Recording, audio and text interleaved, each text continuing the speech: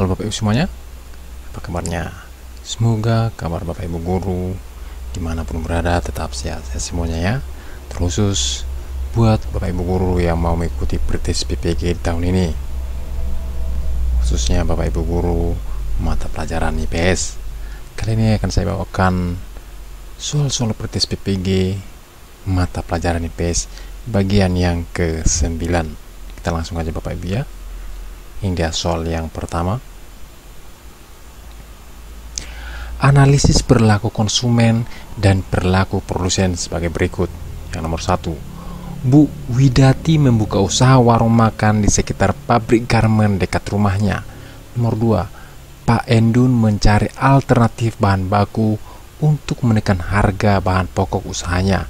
Yang nomor 3, Bu Mira membandingkan harga-harga bahan sembako beberapa kios yang ada di pasar. Nomor 4, untuk mempersiapkan masa pensiun, Pak Wahyu menyisihkan sebagian pendapatannya setiap bulan. Yang nomor 5, sebagai pengusaha, Henry memberikan apresiasi kepada karyawannya yang memiliki dedikasi tinggi.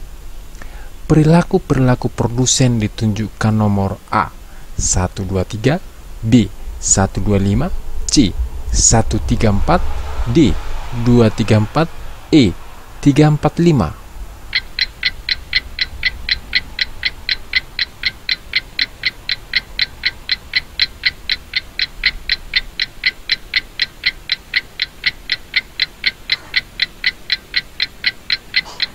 Jawabannya adalah yang B 125. Kita lihat nomor 1. Bu Widati membuka usaha warung makan di sekitar pabrik garmen dekat rumahnya. Nomor 2, Pak Endun mencari alternatif bahan baku untuk menekan harga bahan pokok usahanya. Dan nomor 5, sebagai pengusaha, Henry memberikan apresiasi kepada karyawannya yang memiliki dedikasi tinggi. Kita lihat pembahasannya Bapak Ibu. Perilaku konsumen dan produsen merupakan bagian dari kegiatan ekonomi yang saling berkaitan dan menguntungkan. Dalam perekonomian, konsumen berperan sebagai pengguna sumber daya untuk memenuhi kebutuhan atau keinginannya. Sementara itu, produsen berperan sebagai pihak yang menyuplai kebutuhan konsumen. Agar semakin paham dengan teori perilaku konsumen dan produsen dalam kegiatan ekonomi, simak penjelasan di bawah ini. Pada dasarnya, perilaku konsumen menjelaskan bagaimana konsumen mendayagunakan sumber daya yang ada untuk memuaskan keinginan atau kebutuhannya akan suatu atau beberapa produk. Teori perilaku produsen menjelaskan terkait tingkah laku produsen dalam menghasilkan produk baik berupa barang atau jasa. Melalui teori ini, kita dapat mengetahui faktor dan efisiensi yang berlangsung dalam proses produksi barang. Terlanjut, soal yang berikutnya. Perhatikan dampak berikut. Yang pertama, produktivitas masyarakat menurun. Yang kedua, kebutuhan pokok cenderung diabaikan. Yang ketiga, masyarakat cenderung menjadi sopapolik. Yang keempat, masyarakat tidak dapat mengontrol pengeluaran dan hidup boros. Yang kelima, produk asing semakin diminati masyarakat dalam negeri. Dampak negatif konsumerisme sebagai pengaruh globalisasi ditunjukkan oleh angka A 123, B 134, C 234, D 235, E 345.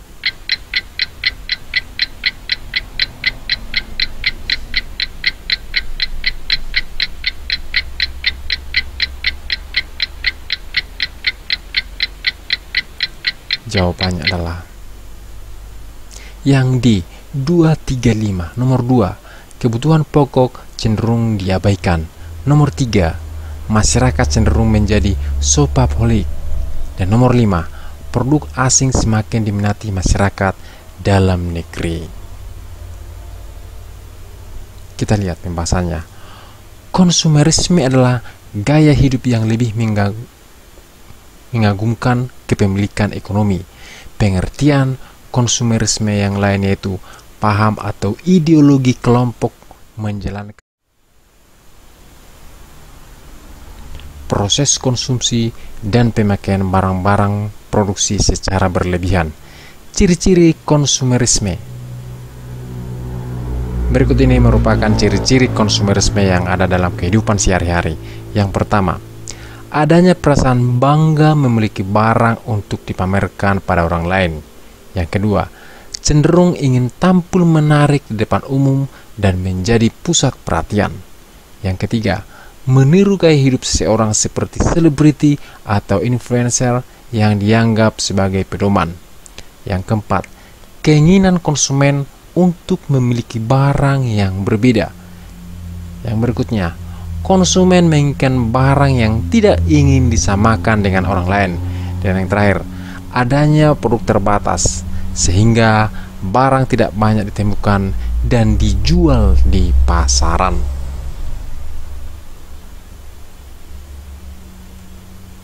Kita lanjut soal yang berikutnya. Sebuah perusahaan atau organisasi sosial yang dipimpin oleh seseorang dari suku bangsa tertentu cenderung menempatkan orang-orang yang berasal dari suku yang sama dengannya. Sikap yang tergambar sesuai dengan contoh tersebut adalah A. Primordialisme, B. Rasisme, C. Etnosentrisme, D. Politik aliran, E. Konsolidasi.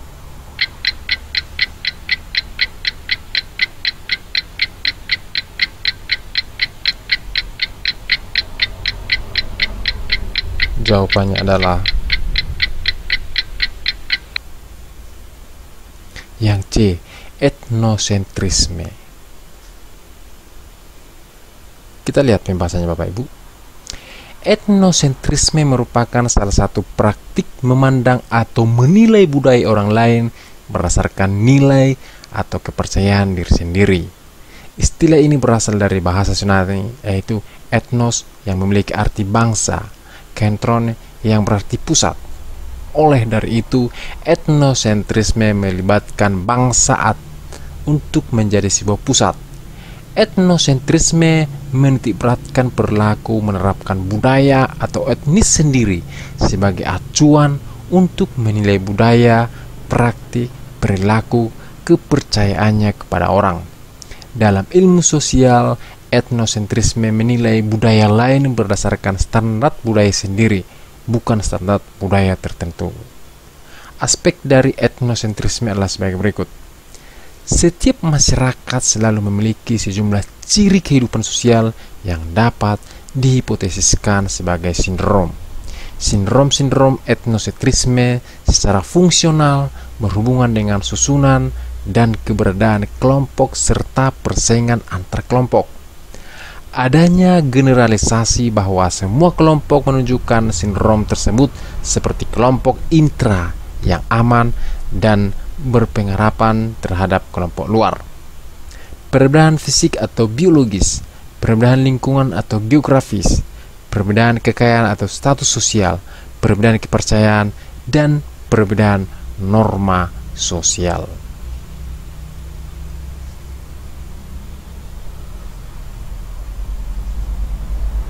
Kita lanjut soal yang berikutnya.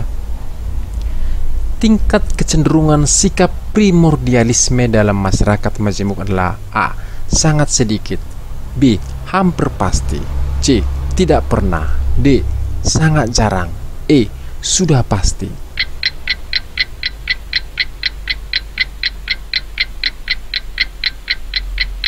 Jawabannya adalah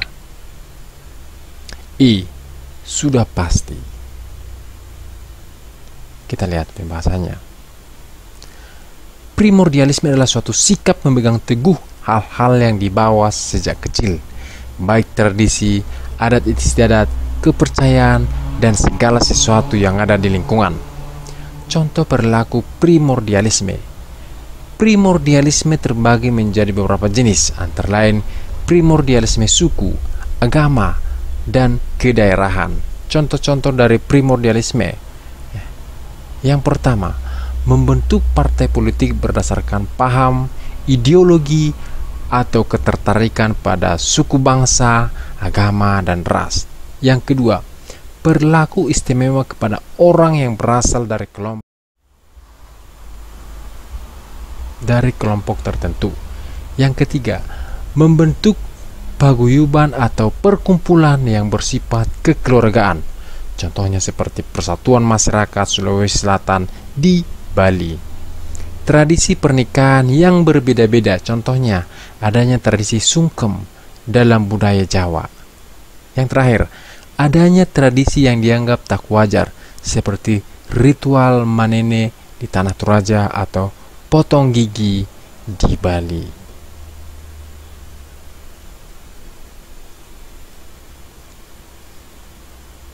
Kita lanjut soal yang berikutnya. Masyarakat Indonesia terdiri dari berbagai suku dengan bahasa yang berbeda-beda, maka akan sulit berkomunikasi kecuali ada satu bahasa pokok yang digunakan. Maka dari itu digunakan bahasa Indonesia. Hal ini, bahasa Indonesia memiliki kedudukan dan fungsi: A. Sebagai lambang kebanggaan kebangsaan. B. Sebagai alat pemersatu bangsa. C. Sebagai alat perhubungan. D. Sebagai lambang identitas sosial.